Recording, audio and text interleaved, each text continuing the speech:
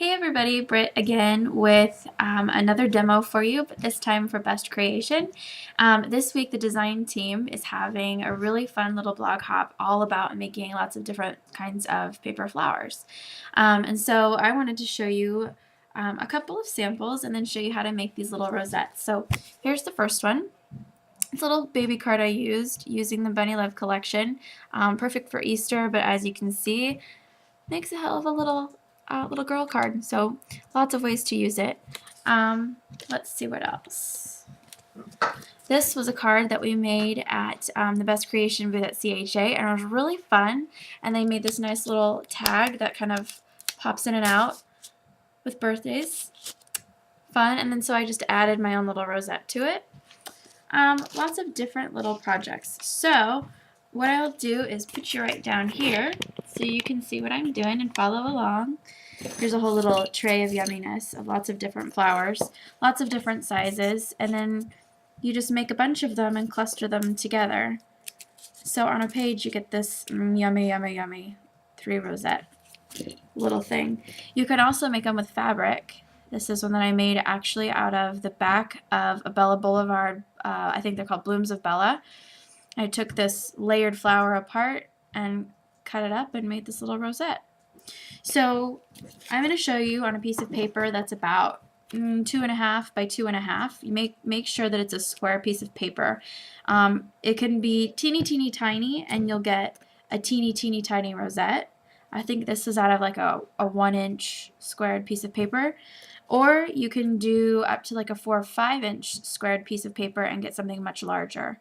So what you're going to do is cut a notch right in the center of the bottom and just cut a spiral all the way around until you get to the center. And the trick is to give the flower the right dimension. Start with a narrower outside, and then as you work your way to the center, make sure that the tail just gets a little thicker, because the outside, the end of the spiral is going to be the very middle of the flower, and the middle of the spiral will end up being the outside of the flower. Long and drawn out, but it'll make sense when you start doing it, I promise. Then you just cut the little tail, so you end up with this spiral piece just like this. Maybe it's easier for you to see the back side of it. So we're going to start with this outside tail piece, and you want the side that you want to see is going to be the side that's of the paper that's facing up. So the back side of the paper, the bottom of it, will be the back side of the flower. Makes sense, right? Okay. So all you're going to do is take the tail piece and just start twisting it in on itself. Okay? So you start to get that little center of your flower right here. And then as you twist it, you can start to hang on to it like this. So you just twisty. And while you're doing this, you want to make sure that the bottom of the flower, the paper stays kind of in line with itself. See how it's spiraling and it's staying, if it'll focus in on it. Yeah, you're out of luck. As I spiral, you want to make sure that the piece on the bottom stays flat and doesn't make a little cone. If it makes a cone, it's fine, but you're just going to get a little bit of a wonky looking flower. And then when you go to glue it all together, you don't have a flat base for it. It'll kind of fall over on itself.